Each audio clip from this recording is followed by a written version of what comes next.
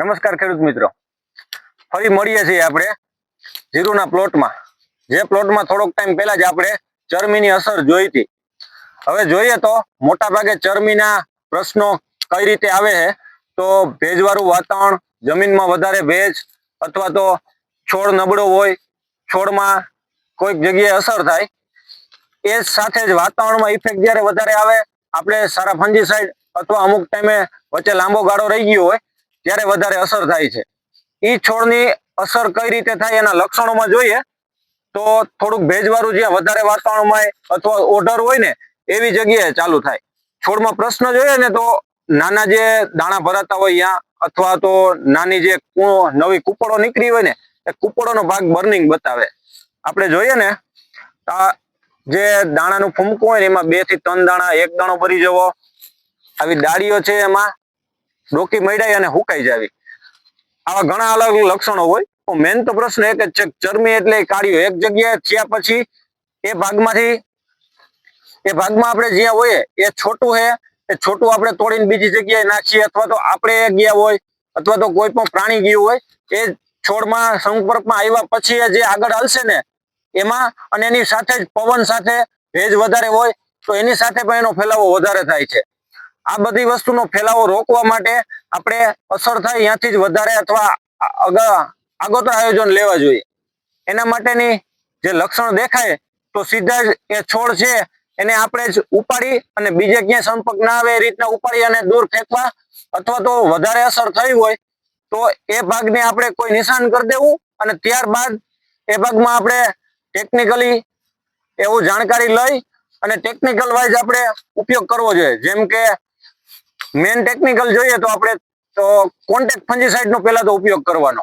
જેમ કે જટાયુ ક્લોરોથેલોનિલ વાળું છે, પછી એન્ટ્રાકોલ લઈ શકીએ, M45 લઈ શકીએ, એની સાથે જ કોમ્બિનેશનમાં આવતા હોય એવી ટેકનિકલ લઈ શકીએ. તો જેમ કે ટ્રાયસાઇક્લાઝોલ છે, એઝોક્સિસ્ટ્રોબિન, અને સાથે ડાયફેનાકોનાઝોલ આવે, ટેબુકોનાઝોલ આવે, એક એવું ટેકનિકલ લેવું.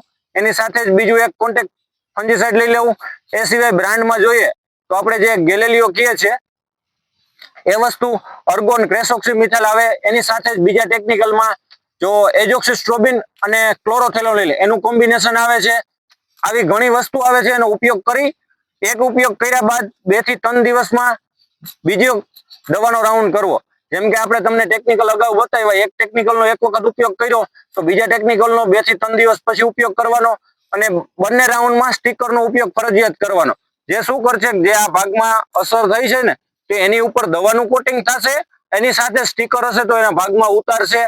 આ એક ટ્રીટમેન્ટ કર્યા બાદ આપણે એક વીકમાં એવું નથી કે એકવાર રોકાઈ જાય, એનો ઉપયોગ કર્યો તો વારંવાર અઠવાડિયું 10 દિવસે પાછા રાઉન્ડ ચાલુ રાખવા.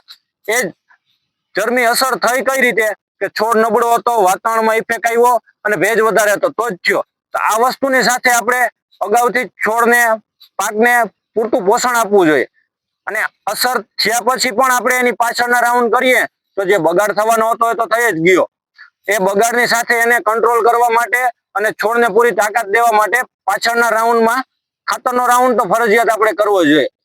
શરૂઆતમાં ખાતરમાં લઈએ તો ગ્રેડનો આપણે મોટા પ્રમાણમાં ઉપયોગ કરે. ગ્રેડની સાથે મિક્સ માઇક્રોન્યુટ્રનનો ઉપયોગ કરી શકીએ. પાવામાં ઝીંક સલ્ફર છે, કેલ્શિયમ બોરોન, આ બધી વસ્તુ ઘટતી પૂરી પાડવાની. ઉપરથી છંટકાવમાં લઈએ તો બોરોન છે, અથવા તો કોમ્બિનેશનમાં આવે છે કેલ્શિયમ, બોરોન અને ઝીંકનો. એ સાથે સિંગલ બોરોન છે, પોટાશ છે, આવા પણ પોષક તત્વો આપણે પાછળથી આપવા જોઈએ. અને મેન વસ્તુ આ બધા પાકમાં આવે છે તો એને રોકવા માટે અગાઉ જે આપણે ટ્રીટમેન્ટ કરતા હોય ને એમાં મોટા ભાગે ખેડૂત મિત્રો એને નજર અંદાજ કરી નાખે કે આપણે આ વસ્તુ ઉપયોગમાં જ નથી લેવી. એ વસ્તુ છે એન્ટીબાયોટિક. સ્ટેપ્રોસાઇક્લિન છે, વેલિડામાઇસિન છે, કાસુકામાઇસિન છે, અથવા તો બીજી એન્ટીબાયોટિક દવા જે આવે છે, બીજી ફૂગનાશક વાપરતા હોય તેની સાથે એનો ઉપયોગ કરવો જોઈએ, જે છોડને વાતાવરણ સામેના ઇફેક્ટમાં કંટ્રોલ કરાવશે. એની સાથે જ જે છોડને નુકસાનકારક અમુક વસ્તુ થાય છે એનો કંટ્રોલ કરશે. એ સિવાય આપણે એક અગાઉ વિડીયો બનાવ્યો હતો કે ચૂસિયા જીવાત.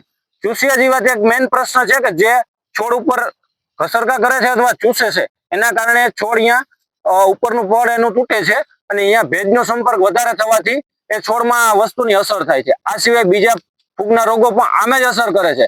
એટલે શરૂઆતમાં આપણે એન્ટીબાયોટિક વાપરવા, હારા ફૂગનાશક વાપરવા, એની સાથે જ જીવાતનો આવ્યા પહેલા શરૂઆત આપણે અમુક નાના જે આવે છે ચૂસિયા જીવાતની શરૂઆત થાય ત્યારે એના પુખ્ત કીટો, ઈંડા આ બધાનો કંટ્રોલ કરવો ફરજિયાત થઈ જાય. એની સાથે જ આપણે ખેડૂત મિત્રો જૈવિક જે કરીએ છીએ એમાં પણ આપણે ઘણી વસ્તુ ભૂલ કરતા હોય, જેમ કે ફોરમોન ટ્રેપ લગાવવા, ઓલા જે પ્લેટ લગાવે છે જેમાં એના નર માદા હોય ચીપકી જાય, આવી વસ્તુનો ઉપયોગ કરવો જોઈએ. આવી ગયા પછી આપણે જોઈએ તો આ પાકમાં અસર વધારે જ હતી. અહીંથી અસર ચાલુ થઈ હતી, ખાલી એક દિવસ જ દેખાણી, પણ એને કંટ્રોલ કરવામાં ખેડૂતે થોડુંક ધ્યાન ન આપ્યું અથવા આપ્યું પણ જે પૂરતો મળી ના શક્યું. આ ભાગ છે ને એ ભાગમાં પેલા અસર થઈ હતી ને ત્યારે ખાલી 2 જ છોટા એવા હતા. એ છોટા બાદ તમે જોવ ને તો ખાલી 2 થી 3 દિવસમાં જ મોટા ભાગનું જીરું છે ને આ કલર બદલાઈ ગયો હતો. એ ભાઈને પણ પૂરો ખ્યાલ નતો કે આ વસ્તુ થઈ. આમે જ આમાં હવે આપણે ધ્યાન ના દઈએ, આ છોટામાંથી આપણે હાલીને આમ સીધા નીકળીએ અથવા તો કોઈ બીજું વસ્તુ પવન સાથે આ વસ્તુ ફેલાવાની છે, તો આને રોકીએ. રાઉન્ડ માર્યા પછી આ અત્યારે તો કંટ્રોલમાં છે, ઉત્પાદન એક જાતે તો કપાઈ જ ગયું છે. પછી આને ઉત્પાદન જાળી રાખવા માટે એમાં ભેગું ખાતર અને ફૂગનાશક એક પછી એક રાઉન્ડ કરવા જ પડશે. અને આ એકવાર આવી ગયું અને આપણે કંટ્રોલ કરી લીધો છે, તો હવે કેટલો લાંબો ટાઈમ રાખી શકશું, આગળ કેટલા પગલા લેવા એ આપણે ફરી મુલાકાત કરશું. આ પ્લોટ આપણે મુલાકાત કરીને છેક લગન તમને આની માહિતી આપીશ કે આપણે આ ટ્રીટમેન્ટ કરી એનો કેવડો ફાયદો થયો અને કેટલું રિઝલ્ટ મળે ને સામે કેટલું ઉત્પાદન કરશું. બધા ચેનલ સાથે જોડાયા રહો અને નવી નવી માહિતી આપણે મેળવતા રહેશું. આભાર.